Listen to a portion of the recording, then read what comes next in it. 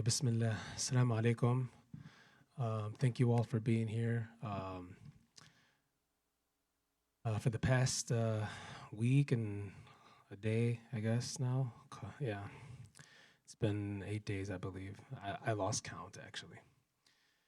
Uh, I've just been reading the news the whole time and reflecting and trying to keep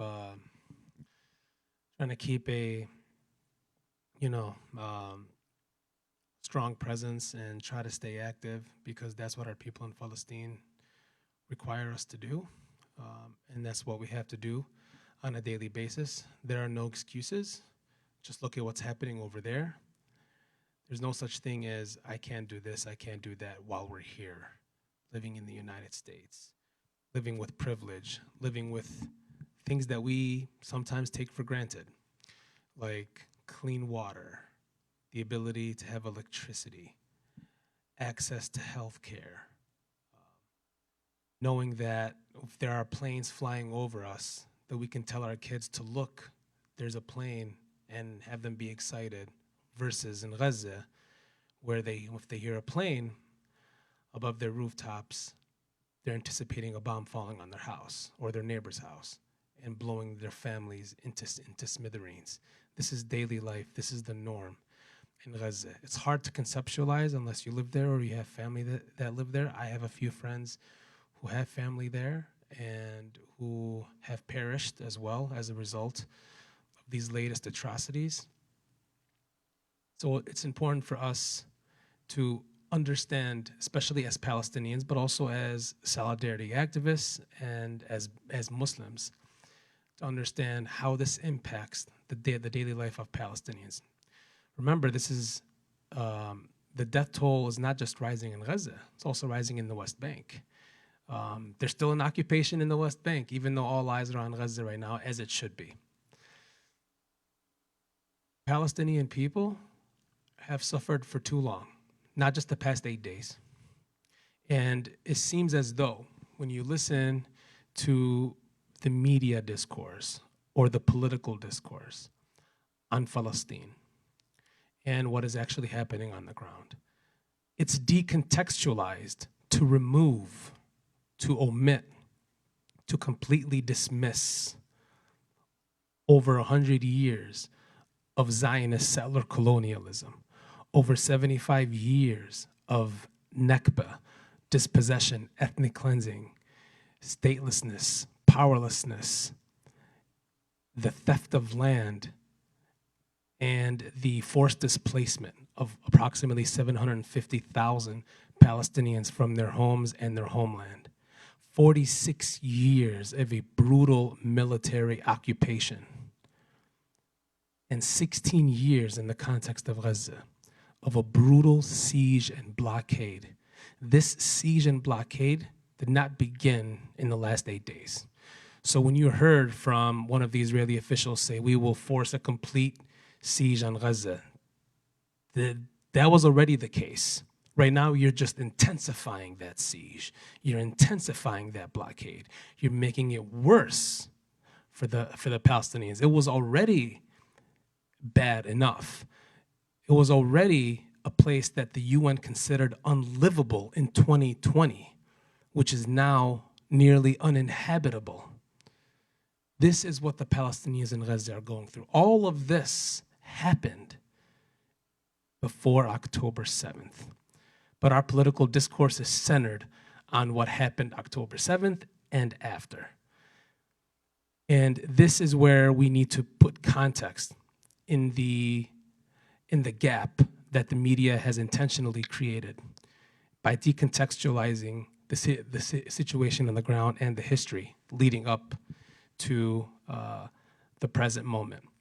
So when we talk about Gaza, we need to understand that a population of 2.3 million in what has been described as the largest open-air prison in the world, as one of the most densely populated, besieged ghettos in the world.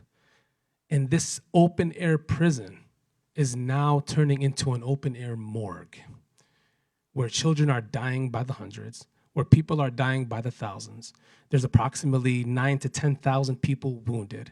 And now the call, was it, I believe, day or 2 days ago, of 1.1 million people in Gaza to move south to Wadi Gaza, which is, first of all, it's physically impossible to do so. It's not feasible. Yet while they were doing so, they were still bombed and killed. So this contributes to the humiliation, to the dehumanization of the Palestinian people. And that's the narrative that Israel is pushing. That's the narrative that, unfortunately, our government, the US government, is pushing. I mean, if you just listen to what President Joe Biden said, he took news that he refused to verify and pushed it as though it was real news. Remember when Donald Trump was saying fake news, fake news, fake news? If he were here today and said that, he would be right. That does exist now. There's a lot of fake news on what is actually happening. 2/3 of the population in Gaza are refugees from 1948. Approximately half of the population in Gaza are under the age of 14. Do you know what that means? Here's how we need to present our narrative. Let's put that in context. What did I say? 100 years of Zionist settler colonialism, 75 years of ethnic cleansing and dispossession, 46 years of military occupation, 16 years of siege. Siege is a prison. What this means is that approximately half the population in Gaza were born in prison. A 10-year-old in Gaza only understands prison. They don't understand freedom. They don't know what that looks like. They haven't lived it. And this is what's going on in their conscience. This is what's going on in their psyche. So when you live in prison for so long, you can't just accept that. That can't sustain itself. That's inhumane. That's immoral. That's dehumanizing. And our government, federal, state, and local, unfortunately, have given into the propaganda, have given into the dehumanization of the Palestinian people. There was a vote at the city council hearing on Friday, a resolution expressing solidarity with the state of Israel. I spoke out against that in rage. I was not chosen as one of the speakers to speak there, but I felt that before I left, I had to say something. And there were a lot of other speakers there that said a lot of great things, and props to them. But I needed to express my people's daily expression of dehumanization, that they will not tolerate the dehumanization of themselves. And this resolution dehumanized them, did not acknowledge the suffering, did not acknowledge the siege and blockade, did not acknowledge the military occupation. And so if we want to put it just in the present context, let's focus on the siege just a little bit. So in 2007, Gaza was put under a brutal siege and blockade that essentially engulfed Gaza and surrounded it with an enclosure, so to speak, with a buffer zone inside Gaza. And when you listen to the narrative, you will hear this. And sometimes in a narrative that goes against you, not only is it sometimes totally false, but the danger here is that they will combine truth with falsehood, half-truths. Half-truths are sometimes more dangerous than all-out lies. So for example, the military left Gaza in 2005. Okay, that's a true statement. But that doesn't mean the end of the occupation. So that is stated to create the impression that the occupation came to a definitive end, that Israel now no longer controls Gaza. So whatever happens in Gaza is up to the Gazan people. That's their fault. Whatever they do, they're the ones responsible. That's how it's presented. Israel still controls Gaza by land, by air, by sea. They control what comes in, what comes out. They even put the people of Gaza on a diet for that 16-year period. And this was described by Dov Weisglass as a way to give the people of Gaza just enough so that they can live somewhat adequately, but not more where they thrive and develop, right? And this is where the concept of mowing the lawn or mowing the grass comes from in relation to Gaza.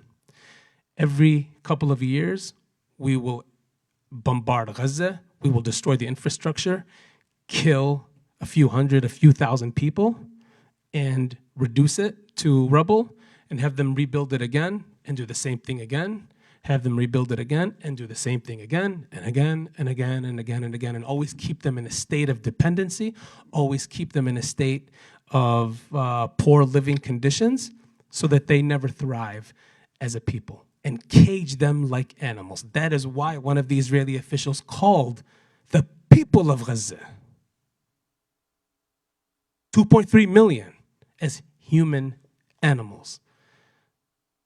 And this contributes, this reinforces, this double downs, this makes it, gives them cover to commit a genocide against the people of Gaza, against the Palestinian people of Gaza. Because if we're seen as animals, and it is believed that we are animals, then you can bombard animals. You can massacre animals. We can justify the slaughter of an entire defenseless civilian population. That's why they're framing it in that frame. And I don't want you to get caught up in that kind of framing about innocent lives lost. We cannot justify the loss of innocent life. And at the same time, we want you to condemn yourselves. We want you to say that you did this, therefore this justifies what is actually happening to you. Don't give in to that kind of framing. The talking points of dehumanization, we sometimes feed into it. We cannot allow that. We have to humanize ourselves because the media will not humanize us. The politicians will not humanize us. So we have to humanize ourselves. And I see a lot of young faces here, and I'm sure there's a lot of young people listening.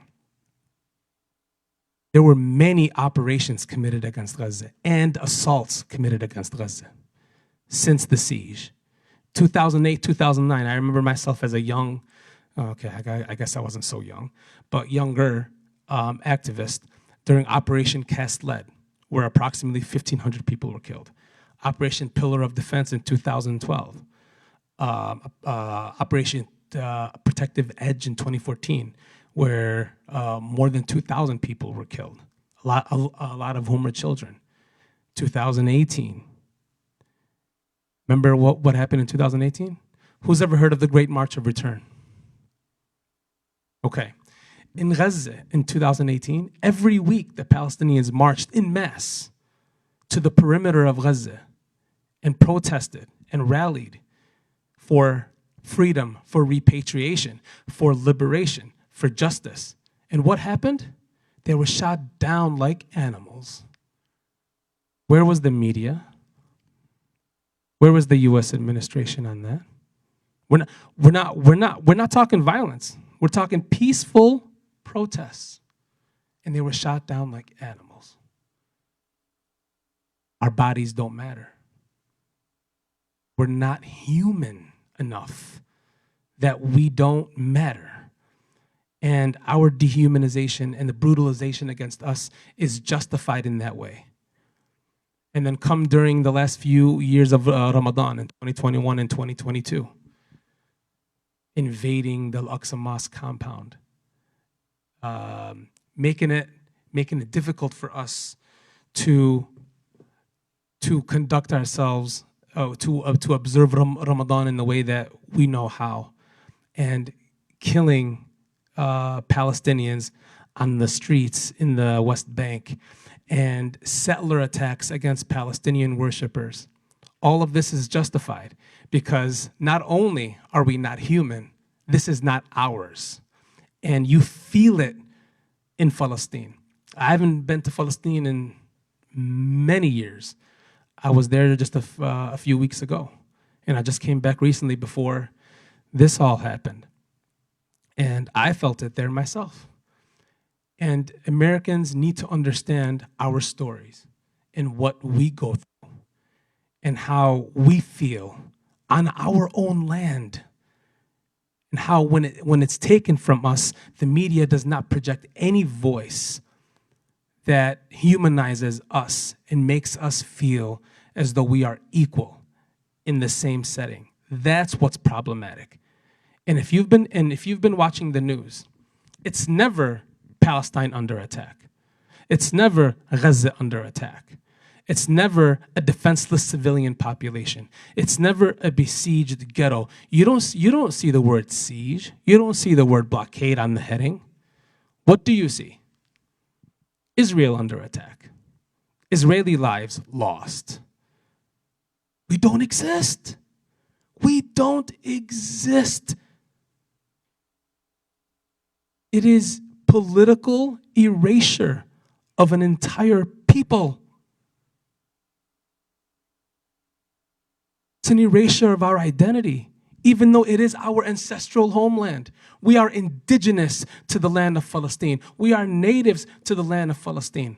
There is a term called indigenous minority. So in the state of Israel right now, which is 1948 Palestine, the area between the West Bank and Gaza, there's approximately 2 million Palestinian citizens of the state.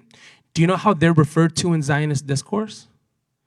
They're referred to as Arab Israelis. Arab Israelis or Israeli Arab. Why do you think that is? Because you're denied your national identity in the state. That's why it's a Jewish supremacist state. That is why it's referred to as an apartheid regime, even in that area where they are second-class and third-class citizens in the state that's supposed to represent them. So I want to talk just briefly on the Zionist logic of erasure of Palestinian identity. And you see it boldly in what is happening in Gaza. In the most brutal way, it's happening in Gaza. In the 48 area, it's happening in a very clever way. But all of this leads us back to Gaza. They're viewed as an extension of that people. But they're not given their rights. Why? Because they are citizens of the state, they're not nationals of the state. So while you do live, you are still powerless because of your numerical minority status. And in Gaza, we can never incorporate you. You're 2.3 million people. They would love for Gaza to just be removed from the map altogether. Why?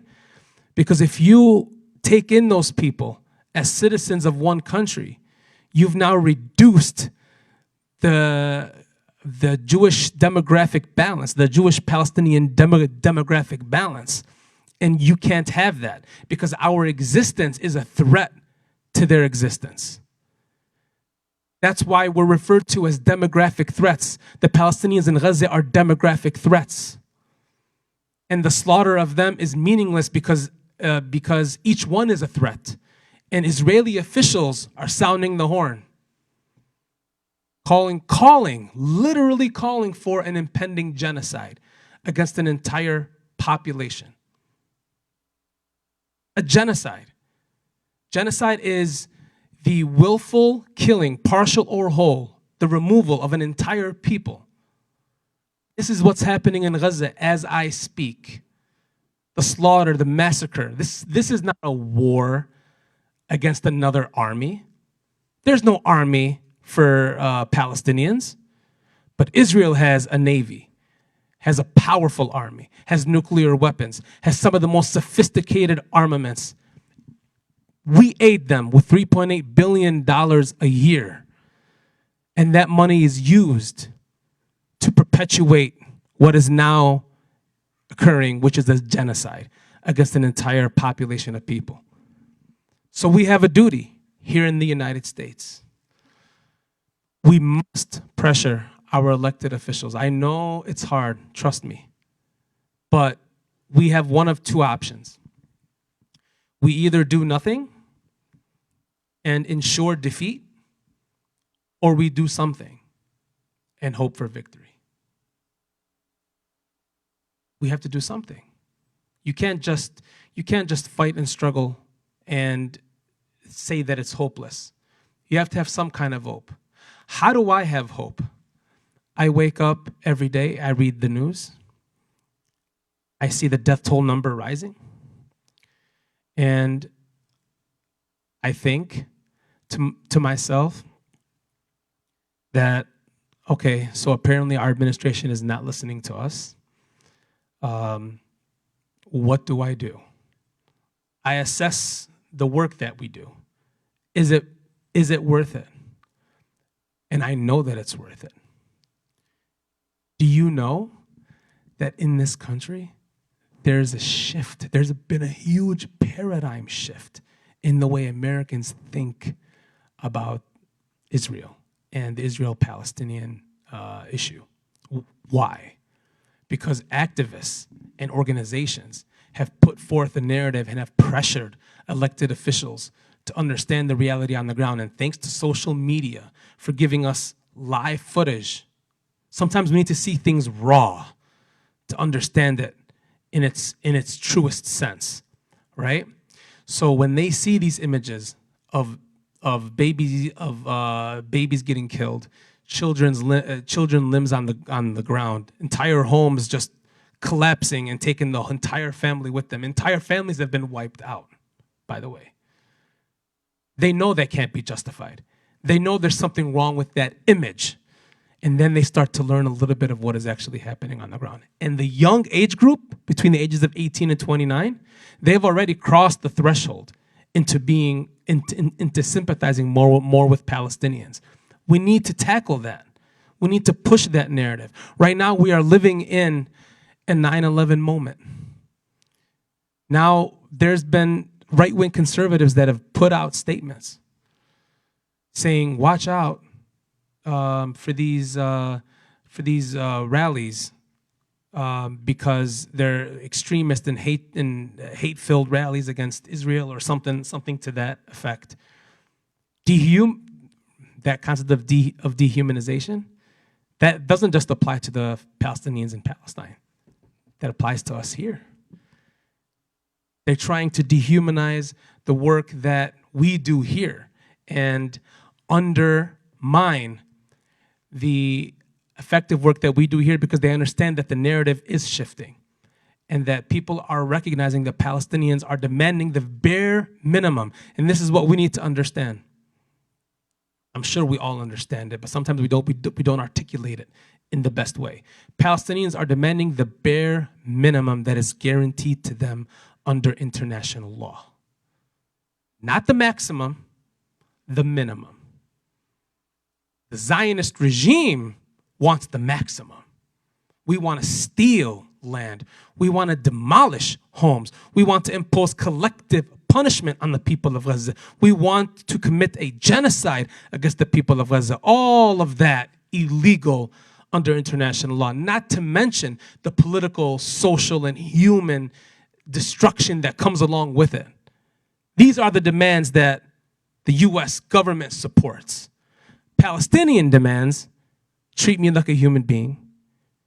All I'm asking for is my rights that is guaranteed to me. I want liberation. I want freedom. I want equality. I want dignity. I want self-determination. These are all principles that are enshrined in international law. They're enshrined in law and legal norms. And they're moral as well. We're not asking for an immoral demand, as the Zionist regime is, as Israel is. We're asking for the absolute bare minimum. And the global movement known as BDS, boycott, divestment, sanctions. Look at the three demands that this global solidarity movement is asking for that came from the ground in Palestine, this global call. Ending the occupation. The occupation is illegal. End it. So ending illegality. Full equality for Palestinians. Demanding for equality is absolutely within your rights. Inequality is what's wrong. right? And the repatriation of the Palestinian refugees. Palestinians have the right to return to their homes. The approximately 80% of Palestinians in Gaza that are refugees have the right to return to their homes. And some can actually see they're vacant. Some homes are still vacant in 1948 areas. They can actually see their homes from Gaza into Israel. And they are refugees that were kicked out, that were dispossessed, ethnically cleansed from their homes. And now they're caged like animals. And the media is dehumanizing an already devastated population. So we can be emotional, as I am right now, but we have to be intelligent in the way that we speak, in the way that we defend the cause. Don't get tripped up with rhetoric that is secondary, that is tertiary, that derives from the core fundamental issue. The core fundamental issue is the dispossession and ethnic cleansing and subjugation and forced displacement of an entire population of people who live under military occupation and a brutal siege and blockade and have been denied their rights for decades, have been denied their basic dignity for decades, have been denied self-determination for decades. And they have a right to demand for their basic rights, the bare minimum. The media and politicians completely reverse that.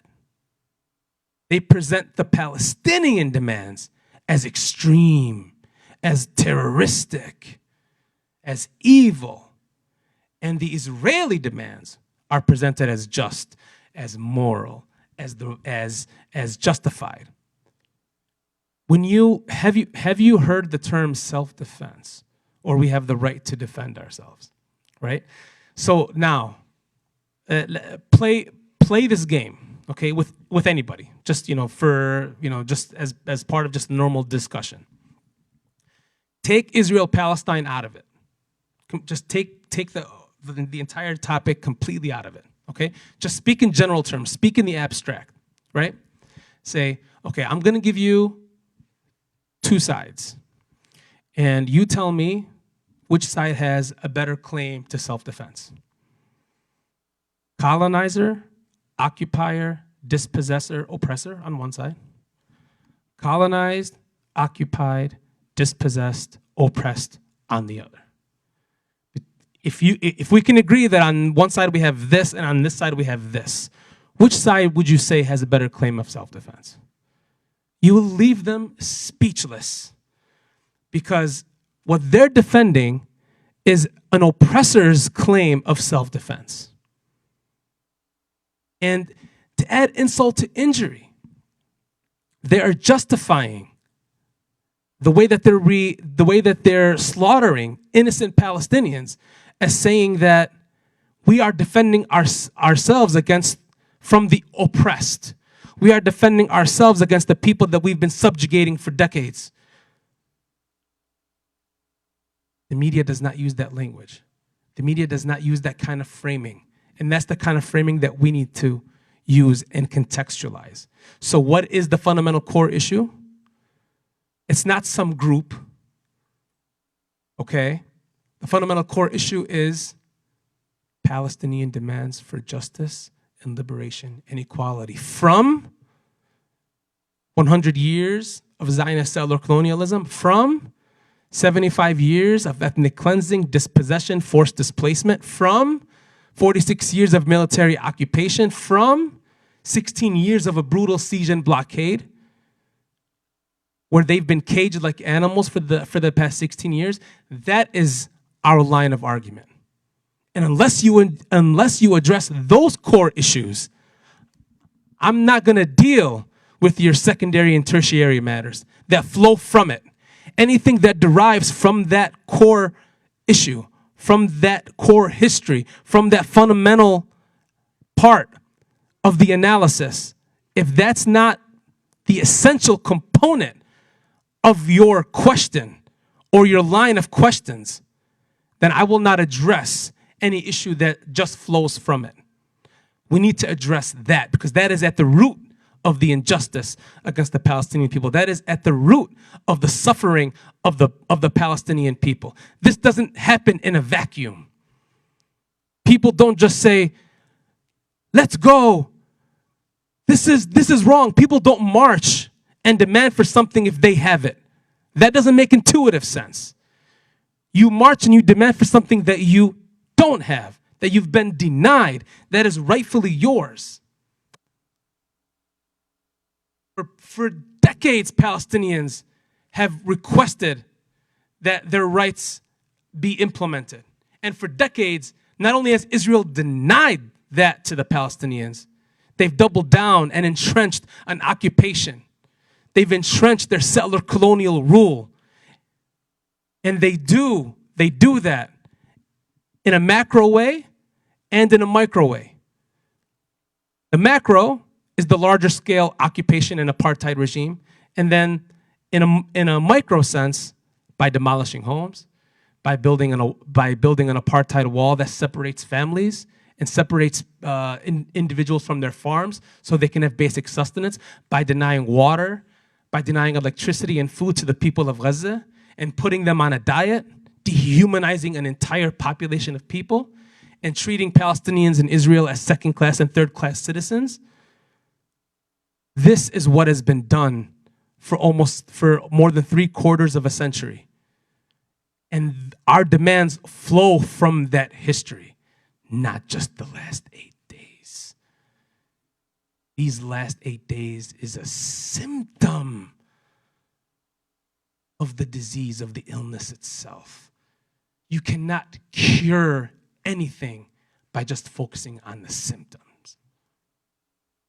Palestinian suffering and subjugation is the core of the issue, and that is what must be addressed. And there are very specific talking points that I can get into that we can discuss later. It's not necessary because it requires deep study about the various operations that have occurred throughout this siege. But there's been a lot of reports published by Human Rights Watch and Amnesty International that show and emphasize the suffering of the Palestinian people in Gaza and the basic elements that have been denied to them that is guaranteed under international law. So imagine this. Imagine living on 4 to 6 hours of electricity a day, approximately. Do you think you can say I think I can do that? You haven't lived that, especially if you're a family of 10. There's no way you can sustain that. You don't have access to clean water. The UN said that Gaza was unlivable in 2020, and people still live there. They're resolute. They're steadfast. Sumud. We can learn a lot from the Palestinians in Gaza. They taught me a lot. I wake up every day and I'm inspired by the stories that I hear, by the willingness to live. And in the Palestinian people, we love life. We've just been denied our basic dignity. We've been dehumanized. And the media continues to dehumanize us. And I'm sure the death toll is rising as I speak in Gaza. And the Biden administration has done nothing about it. In fact, has done more to intensify it than to de-escalate it. Rather than calling for a ceasefire, he's justifying the brutal slaughter of an entire people. We can't just do nothing. We must do something. But we can't let our emotions get the best of us. We have to use our minds and use our words carefully and craft sentences that make sense to us, but that can make sense to the larger public and still get our point across. We can do that without saying certain things that you think you should say. You don't need to get into any of those kinds of talking points. Remember, when you ever feel confused and when you ever feel that you're put to a corner, understand that Palestinians are demanding things that are guaranteed to them that they've been denied. And so long as you stick to that and you stick to that framing, the words will just come out naturally. The right words will just come out. So you have to pick the right point of departure. Your point of departure. Now, if I ask any individual this, I want to, this is the way to test whether you've been listening to me or not. If I say, what is the fundamental core issue? And what is our point of departure in terms of analyzing the situation on the ground, you should all be able to answer that. Right? Okay. So I'll end it there. And Jazakallah khair. And let's keep hope alive and continue to demand for what is rightfully ours and keep pushing this administration for ceasefire, for a de-escalation, and for an end to the slaughter and genocide. Thank you.